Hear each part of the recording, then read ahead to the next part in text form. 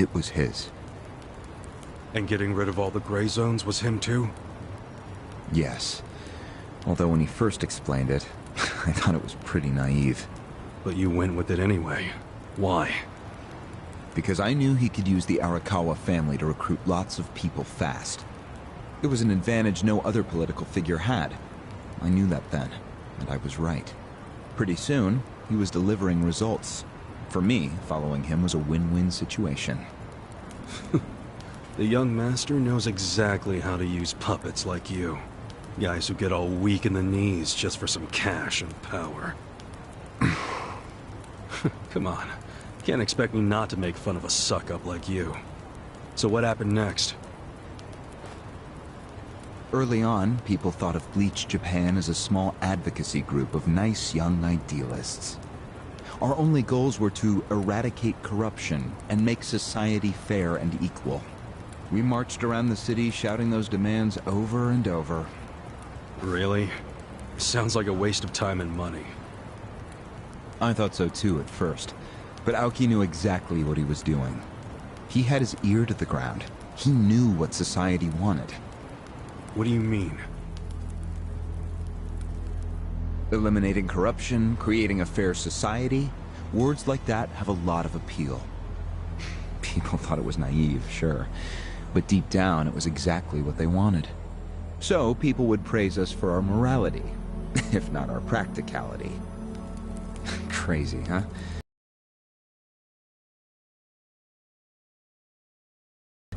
But all the attention made them feel accomplished.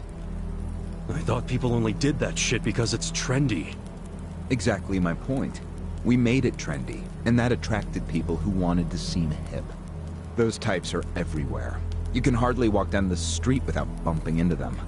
They came to us in droves. The organization grew bigger and bigger. We even paid a bunch of women to join so we'd be gender balanced, and that attracted more people. It was funny to see those girls bring in guys who claimed to be so passionate about the cause. Hell, that's how we got Kume, now that I think about it.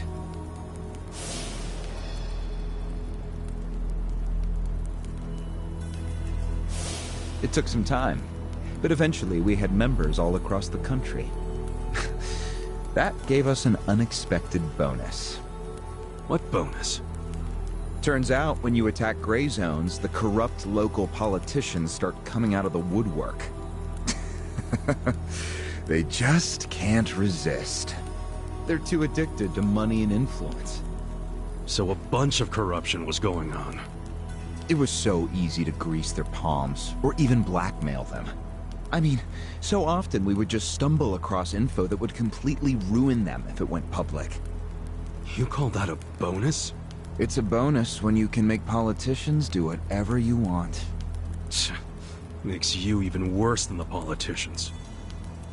How many members does Bleach Japan have now? If you count all permanent employees at every branch, we're 500 strong. Wow, 500 tight asses. But then there's the 100,000 people who join us for marches. 100,000? Yep. And here you have their leader tied up and pissed off. I'll keep that in mind.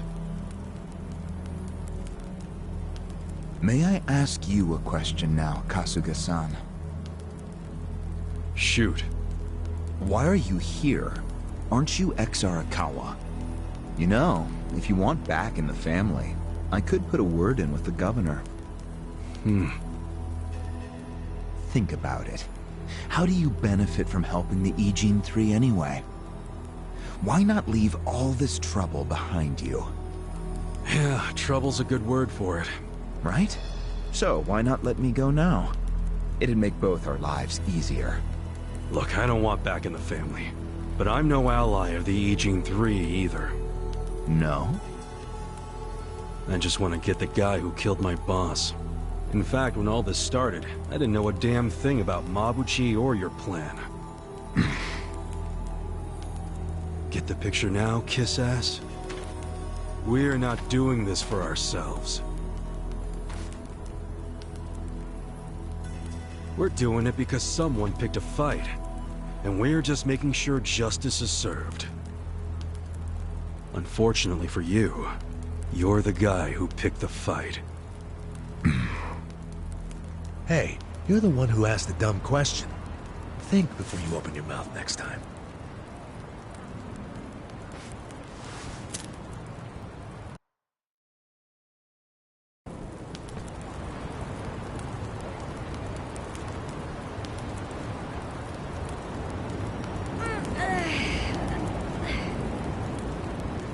My back is killing me.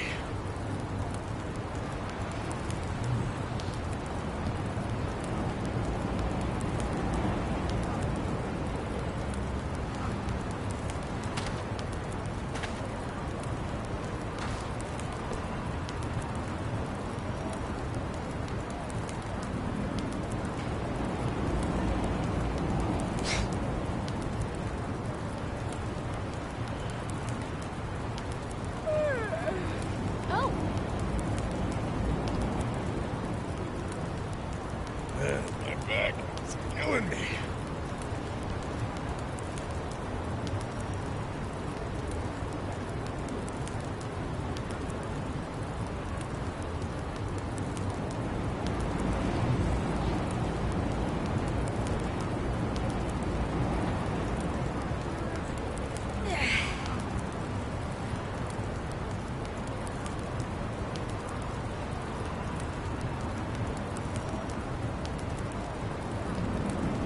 My back is killing me.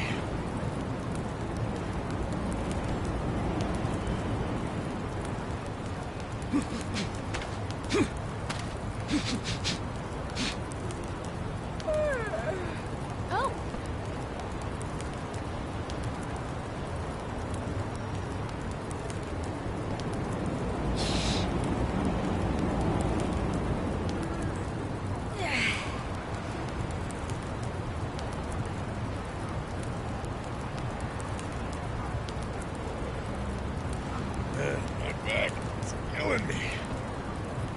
My back.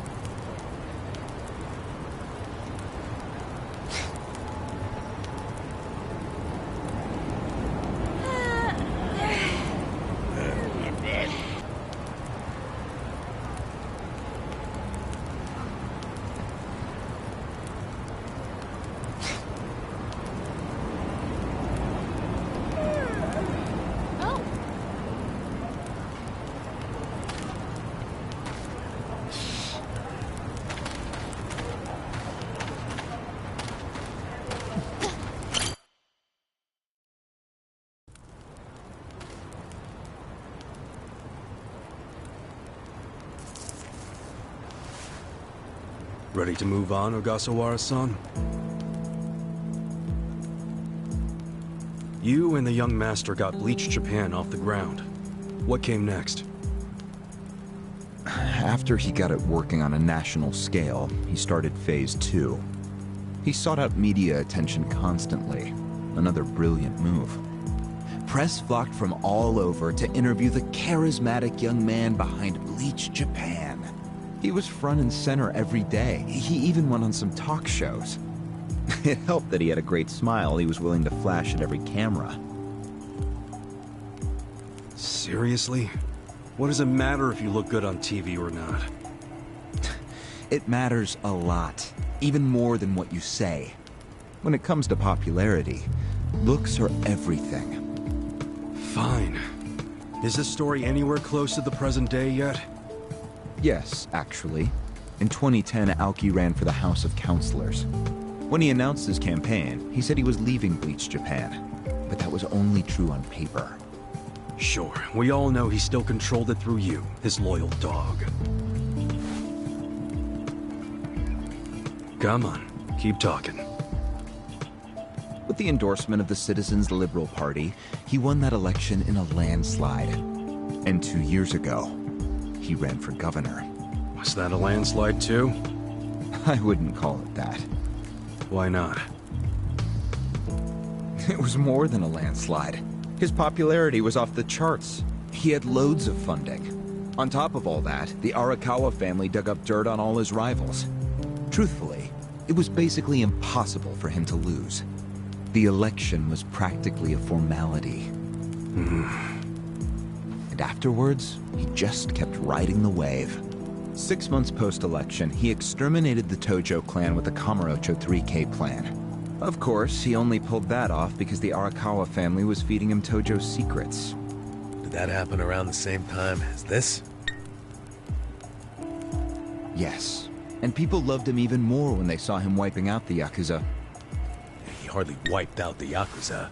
The Tojo just got replaced by the Omi Alliance. That's true. Once the Tojo clan was gone, he opened the gates wide for the Omi. I imagine being made the acting captain of the Omi was a fitting reward. Why didn't the people complain about the Omi coming in? The Omi seizure of Kamurocho went down quietly. No mess, no fuss. Everyone just let the Omi slide peacefully onto the vacant throne. Did they even notice what was going on? I think they figured every town has its share of thugs, Tojo clan or not.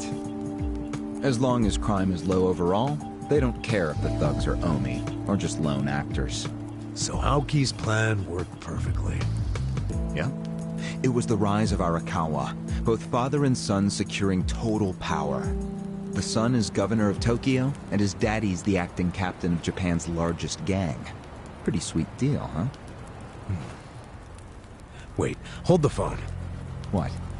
Maybe society didn't care about the Omi invasion, but I bet the police did. You really trying to convince me the TPD stayed quiet during this whole thing? They did stay quiet, and trust me, they had their reasons. Like what? Well, in the absence of the Tojo clan, the power vacuum attracted all sorts of non-Yakuza gangs. They were two-bit thugs going on little crime sprees, trying to get while the getting was good. They had no connection to each other, no patterns, so the police didn't know what to do. Soon, the crime clearance rate in Kamurocho was taking a nosedive. But they knew if the Omi Alliance came in and took control, it would reduce the petty crimes.